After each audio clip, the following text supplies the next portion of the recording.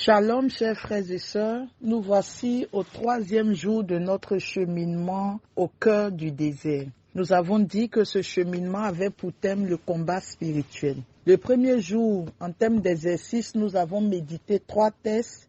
Hier, je nous ai donné quelques dispositions pour nous préparer à entrer dans ce combat. Aujourd'hui donc, nous allons aborder le premier élément. Alors, à la fin de l'exercice d'hier, j'avais demandé que chacun essaie d'identifier dans sa vie quels sont les vices, les péchés, les obstacles qu'il voit dans sa vie. Essayez de les répertorier, de les identifier et de les noter. Donc, en principe, à partir de demain, nous devons commencer à attaquer ces vices-là dans le combat. Mais ce que je voudrais nous dire, c'est que tous ces vices que nous aurons identifiés, ces péchés, etc., on peut les retrouver d'une façon ou d'une autre sous le vocable des péchés capitaux. Pourquoi? Les péchés capitaux ne sont pas les péchés les plus graves, mais ce sont des têtes de péchés. C'est-à-dire ce sont des péchés qui, s'ils ne sont pas déracinés dans nos vies, vont entraîner beaucoup d'autres péchés qui nous conduiront au péché mortel. Donc, nous allons adopter une pédagogie dans laquelle nous allons prendre péché capital par péché capital et vous allez vous rendre compte que les péchés que vous avez identifiés dans vos propres vies se retrouvent forcément sous l'un des péchés capitaux. C'est Saint Bonaventure qui dit que quand nous voulons rentrer dans un combat spirituel, le tout premier péché capital que nous devons combattre, parce que si lui n'est pas combattu, il va nous fragiliser par rapport aux autres péchés et ça va vous surprendre. Il dit le tout premier péché capital à combattre, c'est le péché de la gourmandise. Alors peut-être que certains seront surpris, mais moi j'ai été aussi surprise la première fois quand j'ai vu que la gourmandise était un péché capital. Pourquoi? Parce que la gourmandise, si elle n'est pas traitée très rapidement, elle va nous conduire à beaucoup d'autres péchés. Je reviendrai tout à l'heure sur le pourquoi de ce péché. Donc Saint Bonaventure dit, allons soldats du Christ. Vous êtes prêts à commencer le combat spirituel, revêtez-vous de l'armure de Dieu. Prenez en main le glaive et le bouclier, le glaive de la force et du courage, le bouclier de la patience, afin d'être inébranlable au milieu des assauts et des peines. Il continue en disant, c'est contre la gourmandise que nous allons d'abord diriger nos efforts. Car tant que la gourmandise domine en nous, nous sommes incapables de pouvoir remporter la victoire sur tous les autres vices qui se présenteront à nous. Alors pourquoi Bonaventure dit ça? C'est quoi la gourmandise? La gourmandise est un amour désordonné et immodéré de la nourriture et de la boisson. Un amour désordonné et immodéré de la nourriture et de la boisson. Alors, quand nous tombons dans le péché de la gourmandise, qu'est-ce que nous faisons? On a envie de manger ça, on se l'offre. On a envie de boire telle chose, on se l'offre. On a envie de manger telle quantité, on se l'offre, etc. Qu'est-ce que nous faisons quand nous sommes dans ce péché de gourmandise? Nous donnons à notre chair, puisque nous avons vu depuis l'enseignement du mardi dernier, que la chair est un ennemi qui est en nous et que les passions qui sont dans la chair sont justement les occasions de chute sur lesquelles le diable appuie pour nous conduire au péché. Donc Saint Paul dira dans l'Épître aux Galates chapitre 5, il me semble à partir du verset 19, il dit, il y a une bataille entre la chair et l'esprit. Et il dit, travaillez à crucifier la chair. C'est-à-dire, le principe dans la vie spirituelle, c'est comment est-ce que nous ne devons pas accorder à la chair tout ce qu'elle réclame. Donc, j'ai envie de manger telle chose, je vais faire un effort sur moi pour ne pas manger parce que, en mangeant, en donnant à ma chair tout ce qu'elle réclame, elle devient plus forte. Et comme il y a une lutte permanente entre la chair et l'esprit, quand la chair grandit, l'esprit diminue. Quand l'esprit grandit, la chair diminue. Donc, Saint Bonaventure dit, Le tout premier péché capital que chacun d'entre nous, en entrant dans le combat spirituel, doit attaquer, c'est le péché de la gourmandise. Et Saint Grégoire dit, beaucoup entreprennent des choses grandes et difficiles, mais parce qu'ils n'ont pas vaincu la gourmandise, ils perdent honteusement ce qu'ils avaient acquis au prix d'efforts glorieux. En effet, celui qui ne peut renverser ses ennemis dans ses propres domaines, c'est-à-dire dans son corps même, comment les vaincra-t-il dans une terre éloignée? Donc nous comprenons donc que la première chose à attaquer dans ce temps de carême, et on comprend aussi pourquoi l'Église nous invite dans ce temps de carême à entrer dans le jeûne. Justement, priver notre chair de ce péché de gourmandise-là qui fait que nous sommes fragilisés et que quand nous prenons des résolutions, nous ne sommes pas capables d'aller jusqu'au bout. Donc le tout premier péché à combattre, c'est le péché de la gourmandise. Si vous avez identifié dans votre vie la colère, le péché de luxure, tout ça on les verra durant ce cheminement. Quel que soit le péché que vous avez identifié, si la gourmandise n'est pas réglée dès le début, si ce péché de gourmandise n'a pas été ôté dès le début, quand nous allons vouloir attaquer des péchés plus importants, la gourmandise viendra se mettre sur notre chemin pour nous empêcher de jeûner, pour nous empêcher de priver notre corps des plaisirs qu'on peut lui accorder. Et vous avez dû remarquer, il y a beaucoup de personnes, quand ça ne va pas moralement, psychologiquement, ils se mettent à manger et ils mangent beaucoup. Ils tombent dans une forme de boulimie, dans la gloutonnerie. Mais pourquoi? Parce que ce péché se pose comme un pansement. C'est-à-dire chaque fois que le combat devient dur, la chair sera capable de nous ramener à la gourmandise pour oublier que nous avons à combattre durement. Nos pères dans la vie mystique et spirituelle nous disent, si vous voulez combattre efficacement et remporter des victoires, il faut d'abord commencer, quel que soit le péché qui vous talonne en ce moment, il faut commencer par combattre le péché de la gourmandise parce que c'est le premier péché et si lui n'est pas combattu, ça va être difficile de remporter des victoires sur des péchés beaucoup plus importants que la gourmandise. Alors, quels sont les remèdes qui nous sont proposés pour combattre le péché contre la gourmandise? Les pères de l'Église donc proposent, dans un premier temps, de méditer sur la mort, le jugement et l'enfer. Ils disent le remède à opposer à la gourmandise, c'est une crainte profonde de la mort, du jugement et de l'enfer. La gourmandise reste un péché.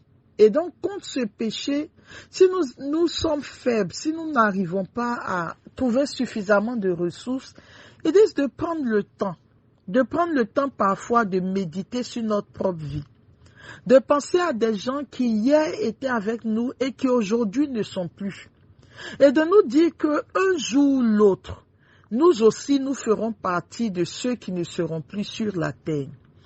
Et donc, quand nous serons dans la présence de Dieu, quel sera notre sort? Est-ce que nous aurons laissé subsister ces péchés capitaux en nous ou bien toute notre vie durant, nous les aurons combattus pour pouvoir voir Dieu immédiatement face à face?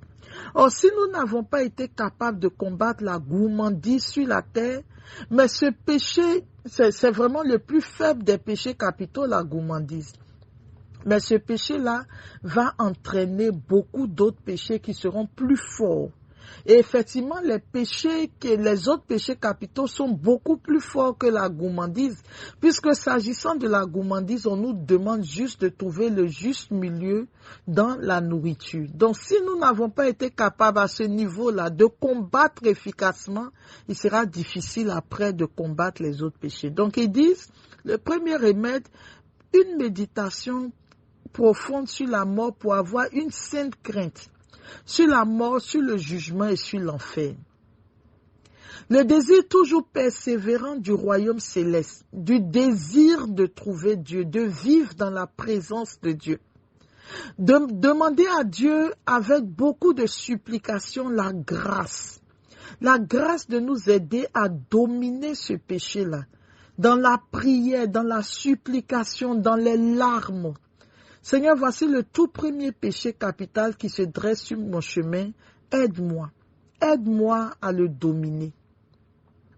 Parce que en priant ainsi, notre cœur sera rempli de la crainte de Dieu, de la grâce de Dieu. Et comme disait Saint Jérôme, un désir chasse un autre désir, une affection bannit une autre affection.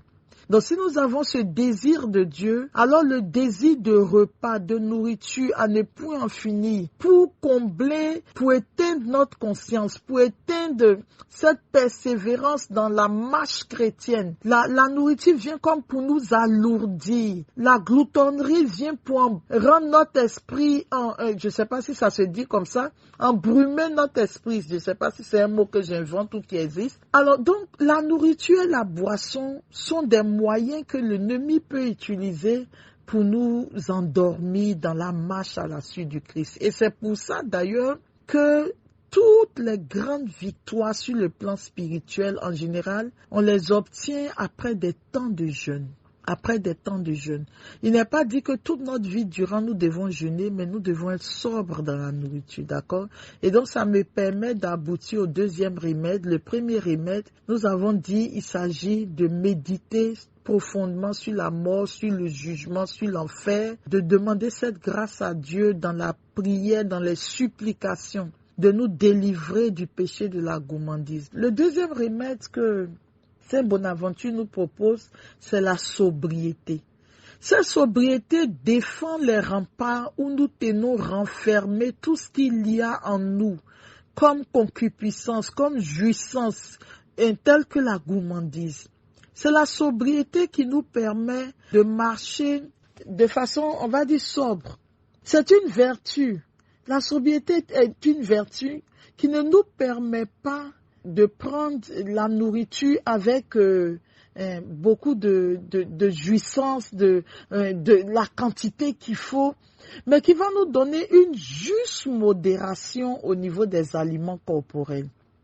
Une juste modération. La sobriété va donc être notre gardienne contre ce vice-là. Notre gardienne contre ce vice. Et donc, chers frères et sœurs, il faut savoir que si nous ne sommes pas sobres, même dans la nourriture, nous ne serons pas capables d'être sobres dans les autres péchés capitaux qui arrivent et qui sont beaucoup plus importants. Alors, dans le domaine, comment est-ce que nous pouvons savoir si nous mangeons en quantité?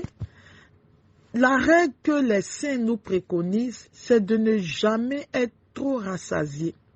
De ne jamais être trop rassasié, mais de manger juste ce qu'il faut pour aller de l'avant. Alors, dans la sobriété, il y a plus 3 degrés que nous pouvons observer.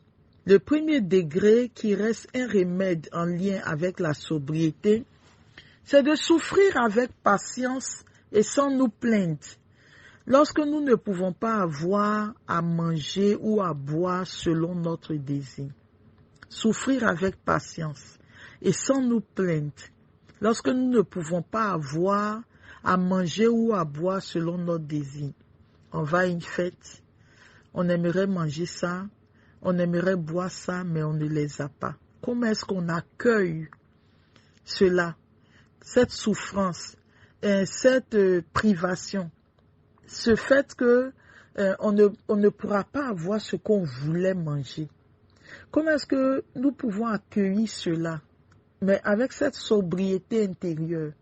Mais Seigneur, merci d'avoir permis que je n'ai pas eu ce que je voulais manger. Parce que chaque fois que nous voulons manger quelque chose et que nous faisons tout pour manger cette chose, nous nourrissons efficacement notre chair et cela fragilise notre esprit et cela se pose comme un obstacle dans la croissance dans la vie spirituelle. Je suis sûr que certains sont surpris de ce discours, mais c'est la vérité. Quand la chair grandit, l'esprit diminue. Le deuxième degré de sobriété, le premier degré, on a dit souffrir avec patience et sans nous plaindre de ne pas pouvoir manger ou boire selon notre désir ou selon ce que nous voulons.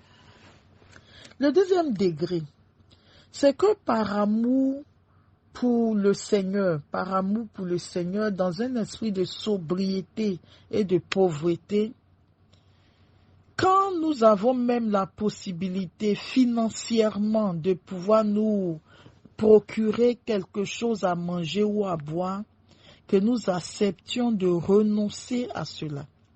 J'ai les moyens, je voudrais m'acheter tel plat, je voudrais m'acheter telle boisson, mais je vais faire un effort sur moi-même. Je vais travailler sur ma volonté pour ne pas me l'offrir. J'en ai la capacité, mais je ne le ferai pas.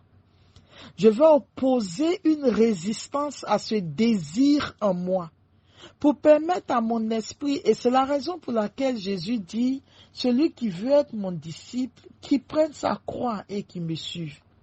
Pour permettre à mon esprit d'être fortifié. Donc ce deuxième degré de sobriété, j'en ai les moyens, mais je ne le ferai pas pour imposer silence à cette passion qui est en moi et qui me demande de pouvoir assouvir ce désir de nourriture et de boisson. Alors, ce sont ces petits exercices que sur la terre, on appelle l'ascèse ou la mortification. Ce sont ces petits exercices que sur la terre nous faisons et qui nous évitent le purgatoire parce que sur la terre nous aurons déjà travaillé à notre purification. Et c'est ce que Saint Paul entend dans ce passage que nous avons médité le premier jour des exercices.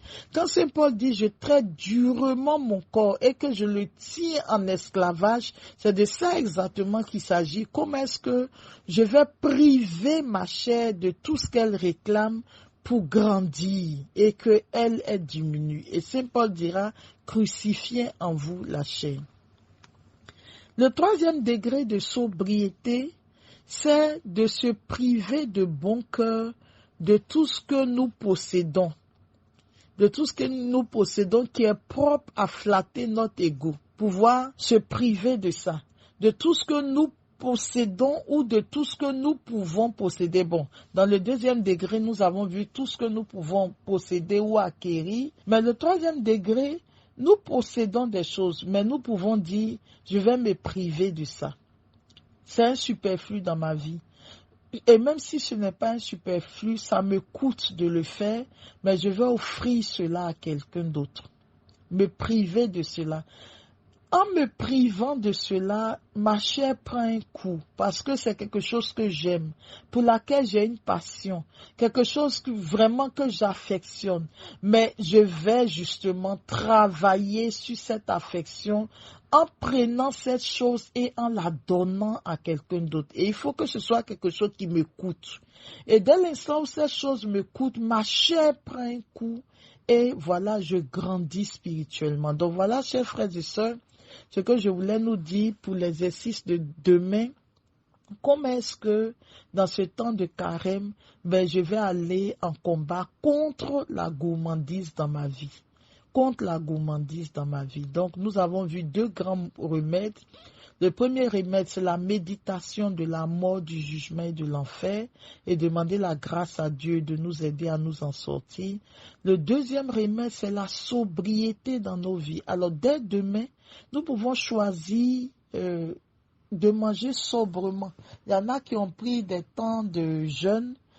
En descendant le soir, comment est-ce que je peux manger sobrement? Comment est-ce que durant tout ce temps, à partir d'aujourd'hui, quand j'irai à un endroit où il faut manger, je peux choisir de laisser les autres aller se servir d'abord. Et quand tout le monde a fini de se servir, j'irai me servir. En prenant cette décision, je risque de ne pas avoir grand-chose à manger. Mais je choisis de traiter durement mon corps et de ne lui donner que ce que je trouverai. Deuxièmement, je peux aussi choisir de manger les choses que je n'aime pas manger. Parce que le but du combat spirituel, c'est comment est-ce que je prive ma chair de tout ce qui réjouit son être. Comment est-ce que je prive ma chair de tout ce qui la réjouit? Donc, regardez dans vos vies, quand vous voyez quelque chose que vous aimez, que vous affectionnez, c'est un élément à combattre dans ce temps de carême. C'est un élément qui nous tient en captivité, qui nous tient en esclavage, parce que si nous n'avons pas cet élément-là, nous risquons de nous fâcher, de nous mettre en colère, l'amertume peut nous gagner, donc nous retournons dans l'esclavage de l'Égypte. Et donc le Seigneur nous invite à faire ce pas. Donc je vous laisse écouter cette note vocale, la réécouter plus d'une fois pour ceux pour qui c'est important de la réécouter pour comprendre véritablement que la gourmandise est le premier péché que nous allons combattre. Et à l'intérieur, je vous ai donné les remèdes que les saints proposent pour lutter contre ce premier péché. Que Dieu soit notre force, qui nous bénisse et qui nous garde.